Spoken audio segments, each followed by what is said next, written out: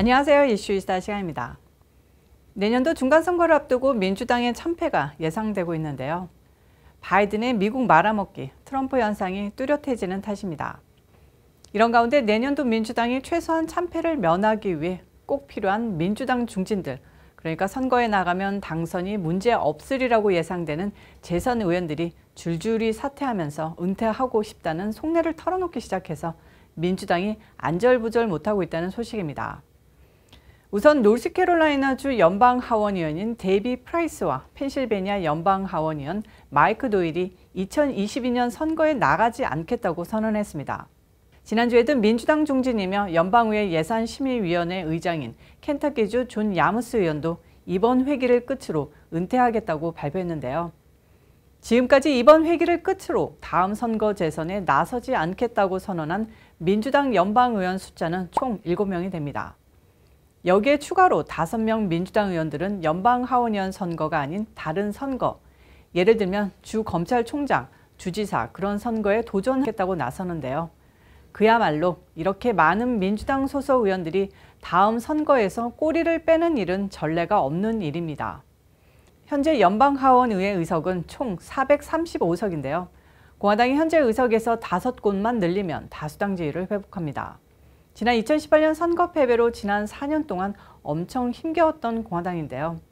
다음 선거에서 이렇게 사라지는 12명 민주당 중진들의 선거구에서 최소 5석만 뺐으면 다수당이 됩니다.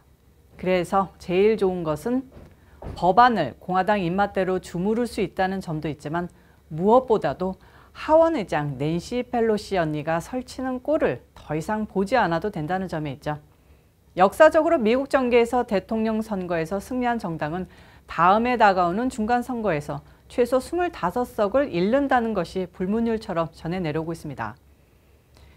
야당이 절망적인 실책을 벌이지 않는 한 대통령을 내주면 다음 회기에 다수당이 된다는 뜻인데요. 이번에는 바이든의 미국 말아먹기, 트럼프 대통령의 인기 폭발이 이어지면서 공화당이 어쩌면 사상 최대의 압승을 할 수도 있다는 분석이 힘을 얻고 있는 겁니다. 여기서 10년 만에 한 번씩 실시되는 선거구 조정 작업이 마무리되면서 공화당에 유리한 결과를 내고 있는데요. 이에 대한 효과도 주목됩니다. 이런 가운데 공화당 하원 원내대표 케빈 메카시 의원은 앞으로 더 많은 민주당 의원들이 재선에 도전하지 않겠다는 뜻을 밝힐 것이라고 말해 관심을 받고 있습니다. 메카시 의원은 폭스뉴스와의 인터뷰에서 이번 땡스기빙에 지역구로 돌아가 민심을 전해 듣고 선거에 나갔다가 참패하는 수모를 겪지 않으려고 재선 포기 의사를 밝히는 민주당 의원이 더 많아질 게 분명하다고 말했습니다. 한국의 추석 민심이라는 게 미국에도 있는 거죠. 땡스기빙에 온 가족이 모여 이야기를 나누는데 미국도 다 큰 어른들 이야기의 주제는 정치로 귀결됩니다. 이번 미국의 추석 민심의 이슈 중 하나가 당연히 바이든 뻘짓, 미국 위기 아니겠습니까? 자, 그럼 민주당은 이런 움직임에 대해 어떻게 반응하느냐? 민주당 선거전략위원회 수석을 2차례 역임했던 제시 퍼커스는 민주당 텃밭인 지역에서 서너 명 의원이 재선 포기를 선언했다고 민주당이 다수당의 지위를 잃을 것이라는 얘기가 도는 것은 어불성설이라고 했습니다. 그런데 과연 그게 사실일까요? 일단 은퇴한다는 민주당 의원님들과 선거구를 보면요. 애리조나의 앤 커크패트릭, 일리노이주 셰리 버스터스, 텍사스 필먼 벨라, 위스콘신주 론 카인드, 그리고 플로리다주 찰리 크리스트입니다. 이들 주 모두 지금 공화당의 기세가 하늘을 찌르고 있고요. 공화당이 전략적으로 꼭 빼앗아 와야 할 선거구로 타겟을 삼은 지역입니다. 그래서 이 지역 의원들이 나가봤자 낙선하겠구나 하면서 망신당하기 전에 재선 포기 선언을 한 거죠. 미국에서 가장 유명한 온라인 선거 예측 매거진이 사바토스 크리스탈볼이라는 곳입니다. 크리스탈볼이 뭐냐면요. 미국의 점쟁이들이 점칠 때 보는 수정 구슬입니다. 그래서 이름처럼 용한 예측 사이트로 통하는데 그곳 카인 콘딕 에디터가 이런 말을 했습니다. 재선 포기의 이유는 제각각이지만 갑작스런 재선 포기 사례가 는다는 뜻은 해당 정당이 다음 선거에서 패배할 것을 스스로 인지하고 있다는 뜻이라고 말입니다. 바이든 1년 끝에 민주당은 아웃되는 일만 남은 것 같습니다. 대통령의 계획은 착착 진행된다는 뜻이겠죠. 다음 소식은 또 다른 바이든의 망신에 관한 소식입니다. 북한의 김정은은 참 알다가도 모를 인간 같은데요.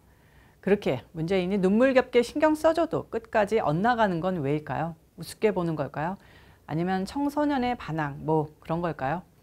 몇 번 말씀드렸다시피 이곳 워싱턴 지역에서 요즘 한국 외교관들은 되도 않는 종전선언, 평화협정 같은 제대로 정신줄 박힌 미국 정치인들이라면 쳐다도 안 보는 한국의 대북 정책 홍보하고 로비하느라 여념이 없습니다. 하도 문을 두드리니까 요즘 미국에서 아주 약간 장단은 맞춰줘야겠다는 분위기인데요.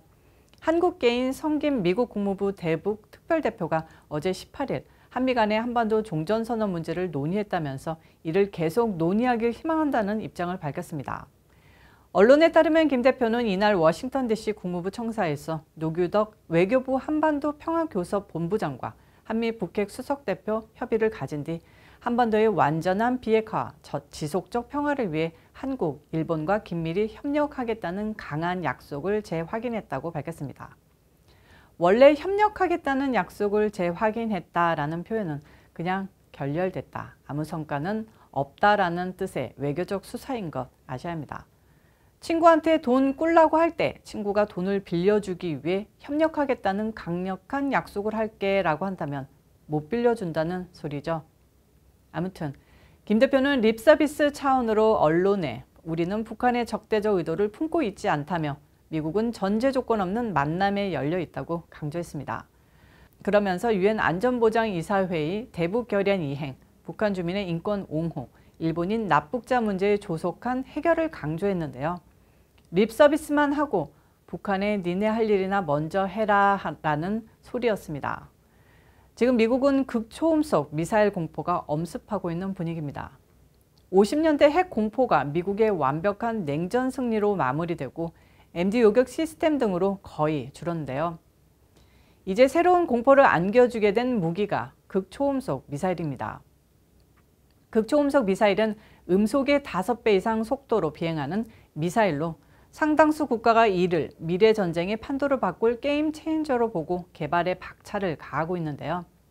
극초음속 미사일은 속도 탓에 탐지가 힘들기 때문에 현존 기술로는 요격이 불가능합니다. 여기에 소형화한 핵무기까지 탑재할 수 있게 되면 또 다른 핵 공포가 인류에 엄습하는 겁니다. 근데 첫 빠따를 끄는 게 중국이 됐습니다. 18일 중국이 핵무기 탑재 가능 극초음속 미사일 시험 발사를 성공했다고 알렸습니다.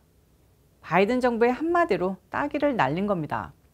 그런데요, 오늘 북한이 두 번째 따기를 때렸습니다. 어제 완곡한 화법으로 북한과 종전선언, 평화협상 가능성 열어놓겠다까지 했는데 김정은이 잠수함 발사 탄도미사일을 발사한 겁니다. 한국 언론에서는 이게 한국을 자극하고 한미일의 대북 대화 재개를 실시하라는 외교적 압박이라고 풀이하는데요. 북한이 바보입니까? 여기에 무서우니까 이제 너희랑 대화할게 하고 미국이 나온다면 바이든은 띨수도 아닙니다. 띨수가 그렇게 만만한 게 아닌데 말이죠. 이렇게 되니까 북한도 어느새 띨수의 일원이 되지 않았나요? 음모론 서비스인데요. 항상 누군가를 정의의 편으로 규정하기 위해서는 악의 세력이 필요합니다. 중국이나 북한이나 띨수의 한통속이라는 가정하에 이제 소련의 역할을 북한과 중국이 같이 분담하게 됐다는 가정 어떻습니까?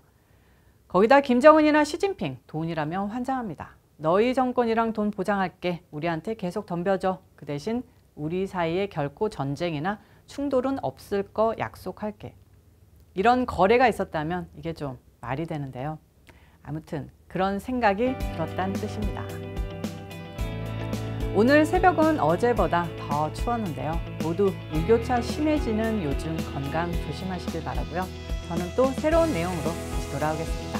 좋아요와 구독 꾹꾹 누르는 거 잊지 마시고요. 광고 시청도 꼭 부탁드리겠습니다. 빠이.